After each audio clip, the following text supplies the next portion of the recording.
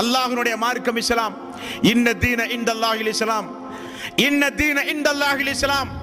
அல்லாஹ்வால் அங்கீகரிக்கப்பட்ட மார்க்கம் இஸ்லாம். இந்த இஸ்லாம் அல்லாஹ்வுடைய மார்க்கம் இஸ்லாம். அல் யௌம அக்மல்து லக்கும் தீனக்கும் வ அத்மம்து அலைக்கும் நிஅமதி வ ரலீது லக்கும் அல் இஸ்லாம் தீனா. அல்லாஹ் இந்த மார்க்கத்தை முழுமையாக்கியதாக சொல்கிறான்.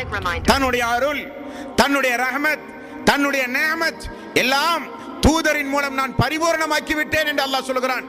அப்படிப்பட்ட இந்த மார்க்கத்தை அற்ப சுகத்திற்காக வேண்டி தூக்கி வீசுகிற காலம் வரும் பொழுது நீங்கள் நினைத்து பாருங்கள், அது கியாம நாளின் அறிகுறி, உலக அழிவு நாளுடைய அறிகுறி என்றார்கள் ரசூலுல்லாஹி ஸல்லல்லாஹு அலைஹி வஸல்லம்.